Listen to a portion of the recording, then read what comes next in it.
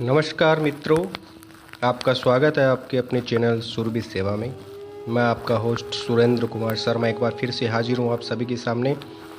आज हम बात करेंगे गीता के प्रथम अध्याय अर्जुन विषाद योग के 13वें, 14वें, 15वें, 16वें, 17वें और 18वें श्लोक के बारे में।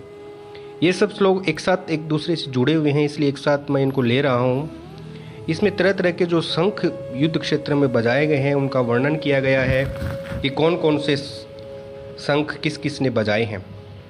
13वें श्लोक में लिखा गया है, ततः शंकाश भैर्यश्च पर्णवाणक गोमुकाः सह सेवा व्यनंत स शब्द तुमुलो अभवत। इसके पश्चात शंख और नगारे तथा ढोल, मृदंग और नरसिंगे आदि बाजे एक साथ ही बज उठे। उनका वह शब्द बड़ा भयंकर हुआ। 14वें श्लोक में लिखा गया है, ततः श्वेतेर् युक्ते महति स नंदने स्थितो माधवः पांडवश्चैव दिव्यो शंखो प्रदमतुः। इसके अनंतर सफ़ेद घोड़ों से युक्त उत्तम रथ में बैठे हुए श्री कृष्ण महाराज और अर्जुन ने भी अलौकिक शंख बजाए। 15वें श्लोक में लिखा गया है कि पांचजन्यम ऋषिकेशो देवदंतम धनंजय है पौंड्रम धद्मो महाशंखम भीमकर्मा विकोदरः। श्री कृष्ण महाराज ने पांचजन्य नामक और अर्जुन ने देवदत्त नामक और भयानक कर्म वाले भीमसेन ने पौंड्रक नामक महाशंख बजाया। इसके बाद 16वें श्लोक में लिखा गया है, अनंत विजयम राजा कुंती पुत्र युधिष्ठिर है नकुलः सहदेवश्च सुघोष मणिपुष्पको। कुंती पुत्र राजा युधिष्ठिर ने अनंत विजय नामक और नकुल और तथा सहदेव ने सुघोष और मणिपुष्पक नामक शंखों को बजाया। 17वें और 18वें श्लोक में लिखा गया है, काशश्च परमेश्वासः शिखंडी च महारथः धृष्टद्युम्नो विराटश्च सात्यकश्च पराजितः। द्रुपदो द्रौपदेयाश्च सर्वशः पृथ्वीपते सौभद्रश्च महाबाहु शंखान दद्मुः पृथक पृथक। श्रेष्ठ धनुष वाले काशीराज और महारथी शिखंडी एवं धृष्टद्युम्न तथा राजा विराट और अजेय सात्यकी राजा द्रुपद एवं द्रौपदी के 5 पुत्रों और बड़ी भुजा वाले सुभद्रा पुत्र अभिमन्यु, इन सभी ने हे राजन सब ओर से अलग अलग शंख बजाए। इसके आगे जो 19वां श्लोक है उसमें भी एक चीज़ और बताई गई है, स घोषो धार्तराष्ट्राणाम हृदयानि वधारयत नभश्च पृथ्वीम चैव तिमुलो वेणुनादयन। और उस भयानक शब्द ने आकाश और पृथ्वी को भी गुंजाते हुए धार्तराष्ट्र के यानी आपके पक्ष वालों के हृदय विदीर्ण कर दिए। तो मित्रों, इसमें सभी शंखों का भिन्न भिन्न वर्णन किया गया है, तो इसमें कुछ आवश्यकता नहीं है कि मैं इसको कुछ विस्तृत रूप से समझाऊं, क्योंकि इसमें केवल शंखों के नाम बताए गए हैं और किस किस ने बजाए हैं, इसलिए मैं इसको ज़्यादा विस्तृत रूप से आपके सामने नहीं लेके जा रहा हूं। अब हम बात करेंगे कि 12 अगस्त को भगवान श्री कृष्ण का जन्मदिन है, अष्टमी। अब अष्टमी के बारे में बहुत से पुराणों में अलग अलग वर्णन किया गया है। इसमें ज्योतिष शास्त्र में भी बहुत कुछ लिखा गया है, और उसके बाद में अगर आप देखेंगे तो भविष्य पुराण, ब्रह्म वैवर्त पुराण और इसके साथ साथ अन्य आदि विष्णु सहस्त्रनाम संबंधित जो अध्याय हैं उस सभी में सब कुछ लिखा गया है। तो मैं अभी आपको थोड़ा संक्षिप्त में समझा देता हूँ कि जन्माष्टमी का महत्व है। ज्योतिष के अनुसार अगर इस दिन भगवान श्री कृष्ण को प्रसन्न करने के लिए विशेष उपाय किए जाएं तो माता लक्ष्मी भी प्रसन्न हो जाती है और भक्तों पर कृपा बरसाती है। ये उपाय करने से मनोकामना पूर्ति व धन प्राप्ति के योग भी बन सकते हैं। इसमें से पहला उपाय है कि आमदनी नहीं बढ़ रही है या नौकरी में प्रमोशन नहीं हो रहा है तो जन्माष्टमी पर 7 कन्याओं को घर बुलाकर खीर या सफ़ेद मिठाई खिलाएं। इसके बाद लगातार 5 शुक्रवार तक 7 कन्याओं को खीर या सफ़ेद मिठाई बांटें। दूसरा उपाय ये है कि जन्माष्टमी से शुरू करके 27 दिन लगातार नारियल व बादाम किसी कृष्ण मंदिर में चढ़ाने से सभी इच्छाएं पूरी हो सकती हैं। तीसरा उपाय ये है कि यदि पैसे की समस्या चल रही है तो जन्माष्टमी पर सुबह स्नान आदि करने के बाद राधा कृष्ण मंदिर जाकर दर्शन करें व पीले फूलों की माला अर्पित करें, इससे भी आपकी परेशानी कम हो सकती है। चौथा उपाय ये है कि सुख समृद्धि पाने के लिए जन्माष्टमी पर पीले चंदन या केसर से गुलाब जल मिलाकर माथे पर टीका अथवा बिंदी लगाएं।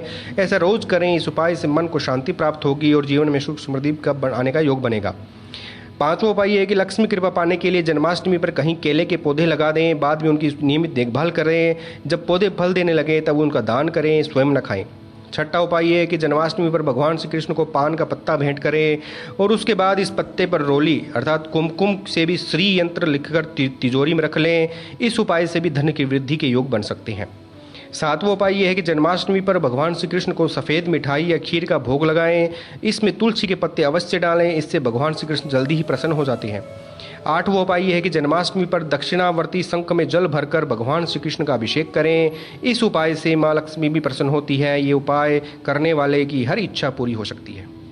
नौवां उपाय यह है कि कृष्ण मंदिर जाकर तुलसी की माला से नीचे लिखे मंत्र की नीचे मैं जो बताऊंगा अभी उसकी माला 11 माला जपें। इस उपाय से आपकी हर समस्या का समाधान हो सकता है। मंत्र यह है क्लीम कृष्णाय वासुदेवाय हरिहि परमात्मने प्रणतः क्लेशनाशाय गोविंदाय नमो नमः। 10वां उपाय यह है कि भगवान श्री कृष्ण को पीताम्बरधारी भी कहते हैं, जिसका अर्थ है पीले रंग के कपड़े पहनने वाला। जन्माष्टमी पर पीले रंग के कपड़े, पीले फल व पीला अनाज दान करने से भगवान श्री कृष्ण व माता लक्ष्मी दोनों प्रसन्न होते हैं। 11वां उपाय यह है कि जन्माष्टमी की रात्रि 12 बजे भगवान श्री कृष्ण का केसर मिश्रित दूध से अभिषेक करें तो जीवन में सुख समृद्धि आने के योग बनने लगते हैं। 12वां उपाय यह है कि जन्माष्टमी को शाम के समय तुलसी को गाय के घी का दीपक लगाएं और ओम वासुदेवाय नमः मंत्र बोलते हुए तुलसी की 11 परिक्रमा करें। इससे भी आपको बहुत ही अच्छा संयोग बनने लगेगा। अब जन्माष्टमी व्रत की कुछ महिमा मैं आपको बता देता हूँ। 12 अगस्त 2020 बुधवार को जन्माष्टमी है। जन्माष्टमी का व्रत रखना चाहिए, बहुत बड़ा लाभ होता है इससे 7 जन्मों के पाप ताप मिटते हैं। जन्माष्टमी एक उत्सव भी है। दूसरा ये महान पर्व है। तीसरा महान व्रत उपवास और पावन दिन भी है। वायु पुराण में लिखा गया है कि कई ग्रंथों में जन्माष्टमी के दिन की महिमा लिखी है। जो जन्माष्टमी की रात्रि को उत्सव के पहले अन्न खाता है, भोजन कर लेता है, वह नराधम है, ऐसा भी लिखा है। और जो उपवास करता है, जप ध्यान करके उत्सव मना के फिर खाता है, वह अपने कुल की 21 पीढ़ियां तार लेता है। ध्यान से सुनिए, 21 पीढ़ियां। और वह मनुष्य परमात्मा को साकार रूप में अथवा निराकार तत्व में पाने में सक्षमता की तरफ बहुत आगे बढ़ सकता है। इसका मतलब यह भी नहीं है कि व्रत की महिमा सुनकर मधुमेह वाले, शुगर वाले, डायबिटीज़ वाले या कमज़ोर लोग, बच्चे या बूढ़े लोग व्रत रखें। उनको इसमें थोड़ा कुछ खा लेना चाहिए। जन्माष्टमी के दिन किया हुआ जप अनंत गुना फल देता है। जन्माष्टमी की पूरी रात जागरण करके जप ध्यान का विशेष महत्व है। जिसको क्लीम कृष्णाय नमः मंत्र का और अपने गुरु मंत्र का थोड़ा जप करने को भी मिल जाए, उसके त्रिताप नष्ट होने में देर नहीं लगती। भविष्य पुराण के अनुसार जन्माष्टमी व्रत संसार में सुख शांति, प्राणी वर्ग को रोग रहित जीवन देने वाला, अकाल मृत्यु को टालने वाला, गर्भपात के कष्टों से बचाने वाला तथा दुर्भाग्य और कलह को दूर भगाने वाला होता है। अब कृष्ण नाम के उच्चारण का फल है वो ब्रह्म वैवर्त पुराण के अनुसार लिखा गया है। उसका मैं थोड़ा संस्कृत में बता देता हूँ। नाम नाम सहस्रम दिव्या नाम त्रिवार विद्या चयत फलम एकावृत्या तु कृष्णस्य तत्फलम लभते नरः। कृष्ण नाम न है परम नाम न भूतम न भविष्यति सर्वेभ्यश्च परम नाम कृष्णेति वेदिका विदुः। कृष्ण कृष्णोति हे गोपी यस्तम स्मरति नित्यशः जलम भित्वा यथा पद्मम नरकाधुधृच्च। कृष्णेति मंगलम नाम यस्य वाचि प्रवर्तते भस्मी भवन्ति सद्यस्तु महापातक कोटयः। अश्वमेध सहस्रेभ्यः फलम कृष्ण जपस्य च वरम तेभ्यः पुनर्जन्म नातो भक्त पुनर्भवः। सर्वेषामपि यज्ञानां लक्षाणि च व्रतानि च तीर्थस्नानानि सर्वाणि तपस्यनाशानि च वेदपाठ सहस्राणि प्रादक्षिण्य भुवं शतं कृष्ण नाम जपस्यास्य कलां न रहन्ति षोडशी। ब्रह्म वैवर्त पुराण अध्याय 111। विष्णु जी के सहस्त्र दिव्य नामों की 3 आवर्ती करने से जो फल प्राप्त होता है वह फल कृष्ण नाम की एक ही आवर्ती से ही मनुष्य को सुलभ हो जाता है। वेदिकों का कथन है कि कृष्ण नाम से बढ़कर दूसरा नाम न हुआ है न होगा। कृष्ण नाम सभी नामों से पर है। और हे गोपी, जो मनुष्य कृष्ण कृष्ण यूँ कहते हैं, नित्य उनका स्मरण करते हैं, उसका उसी प्रकार नरक से उद्धार हो जाता है जैसे कमल जल का भेदन करके ऊपर निकल आता है। कृष्ण ऐसा मंगल नाम जिसकी वाणी में वर्तमान रहता है, उसके करोड़ों महापातक तुरंत ही भस्म हो जाते हैं। कृष्ण नाम जप का फल सहस्रों अश्वमेघ यज्ञों के फल से भी श्रेष्ठ है, क्योंकि उनसे पुनर्जन्म की प्राप्ति होती है, परंतु नाम जप से भक्त आवागमन से मुक्त हो जाता है। समस्त यज्ञ, लाखों व्रत, तीर्थ स्नान, सभी प्रकार के तप, उपवास, सहस्रों वेद पाठ, सैकड़ों बार पृथ्वी की प्रदक्षिणा, ये सभी इस कृष्ण नाम जप की 16वीं कला की समानता नहीं कर सकते। अब ब्रह्मांड पुराण के मध्यम भाग अध्याय 36 में भी कहा गया है कि विष्णु के 3000 पवित्र नाम विष्णु सहस्त्रनाम जो है उसके जप के द्वारा जो प्राप्त परिणाम या पुण्य प्राप्त होता है, उसके पुण्य के बराबर केवल एक बार श्री कृष्ण के नाम के पवित्र नाम जप अगर आपने कर लिया तो आपने 3 बार विष्णु सहस्त्र नाम के जप कर लिया। तो मित्रों, इसी के साथ मैं अपनी वाणी को विराम देता हूँ। आप सभी को कृष्ण जन्माष्टमी की बहुत बहुत बधाई। आप सभी सुखी, स्वस्थ और सम्मानित जीवन जिए, ऐसी मैं प्रभु से आशा करता हूँ। और इस चैनल को आप ज़्यादा से ज़्यादा लाइक, शेयर और सब्सक्राइब करवाइए।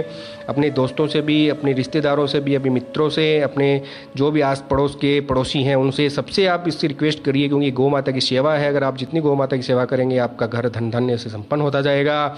ऐसा मेरा व्यक्तिगत अनुभव है, इसलिए मैं आपको ये अनुभव करवाना चाहता हूँ। धन्यवाद। जय श्री कृष्णा। राधे राधे।